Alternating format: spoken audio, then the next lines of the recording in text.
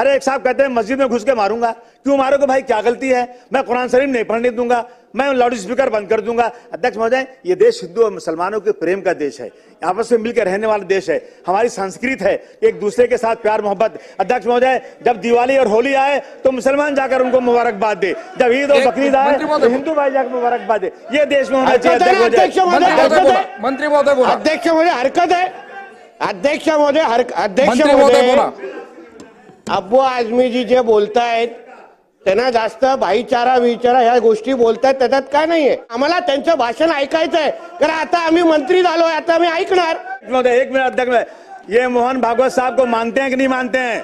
आदरणीय मोहन भागवत साहब ने कल ही कहा है, ये नेता लोग जो है ना अपना कद बढ़ाने के लिए ये सब कर रहे हैं। ये श्री मोहन भागवत जी की बात है, बंद करो ये सब चीजें। अध्यक्ष महोदय, अध्यक्ष महोदय, मैं मुख्यमंत्री जी बैठे हैं, मुझे बहुत खुशी है कि मैं उनके सामने कुछ बोलना चाहता हूं। अध्यक्ष महोदय, मुख्यमंत्री से मैं एक प्रोटेक्शन चाहता हूं आज। अध्यक्ष महोदय, हमारा देश एक धार्मिक देश है। अध्यक्ष महोदय, यहाँ धर्म के मानने वाले लोग हैं, अपने धर्म के खिलाफ, अध्यक्ष महोदय, महापुरुषों के खिलाफ यदि कोई बोलता है उस पर जान देने को तैयार रहते हैं लोग।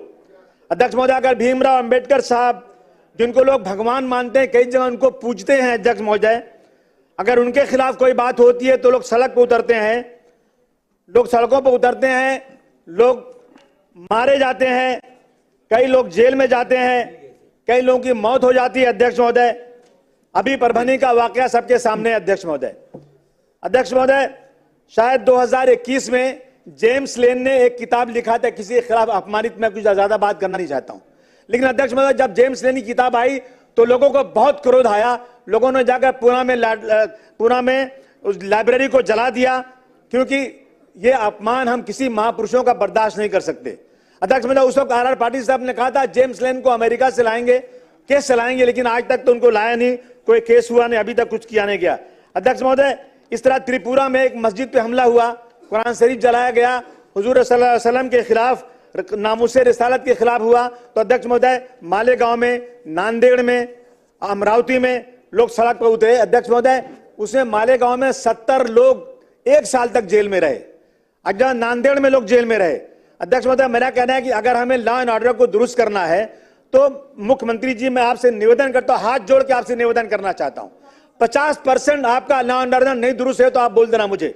अध्यक्ष महोदय, जब भी नवरात्रि आती है, मस्जिद के सामने आकर के क्या जरूरत है वहां पर सर, वहां पर आके ये कहना कि इस देश में रहना है तो आपको जय श्री राम कहना है। अध्यक्ष महोदय, अगर कोई मना करता है, रुकिए अध्यक्ष महोदय, मुसलमानों को क्यों मजबूर किया जाता है?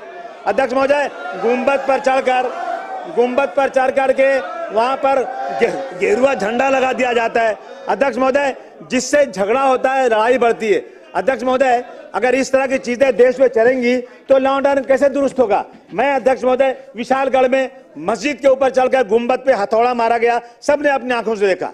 अध्यक्ष महोदय, मैं मुख्यमंत्री जी, मैं आपका ध्यान दिलाना चाहता हूं कि विशालगढ़ में मस्जिद में घुसकर कुरान शरीफ जलाया गया, वहां पर 45-50 लोगों का घर बिल्कुल तोड़ दिया गया। क्या गलती थी उनकी? अध्यक्ष महोदय, ये सिर्फ हिंदू और मुसलमानों के बीच में जिस तरह से झगड़ा कराया जा रहा है, उसमें कहीं ना कहीं मुख्यमंत्री जी को आपको रोक लगाना जरूरी है। बांग्लादेश में हमारे भाइयों के साथ वहां पर जाति हो रही है, हम उसकी निंदा करते हैं, उसकी खुली निंदा होना चाहिए। लेकिन मेरे देश के अंदर अध्यक्ष महोदय, ट्रेन के अंदर एक पुलिस वाला मुसलमानों को निकाल के गोली मार देता है, अध्यक्ष उसकी निंदा क्यों नहीं जोरदार तरीके से होती? क्यों नहीं हमारे और भाई सड़क पे उतरते?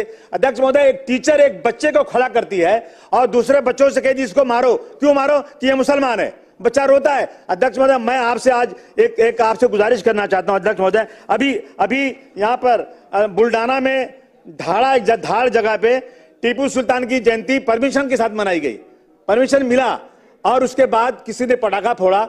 अध्यक्ष महोदय, ऐसा वहां पर लड़ाई झगड़ा हुई, वो गरीब मुसलमान जिनके घर ही नहीं है, टीन का पार्टीशन है, उन घरों में रात को पुलिस घुस करके इतना 12 लोगों को जला दिया, प्रॉपर्टी जला दिया। अध्यक्ष महोदय, इन सब चीजों पर अध्यक्ष महोदय कहीं न कहीं रोक लगना चाहिए। अध्यक्ष महोदय, रात को 10 साढ़े 10 बजे घुस करके मारा गया और आरोपियों को कार्रवाई की गई। अध्यक्ष महोदय, मुस्लिम समाज के 28 लोग पकड़े गए, दूसरे समाज के 7 लोग का नाम, उसमें 4 ही गिरफ्तार हुआ। अध्यक्ष महोदय, मेरा कहना है कि इन चीजों को कहीं न कहीं अध्यक्ष महोदय रोकना चाहिए।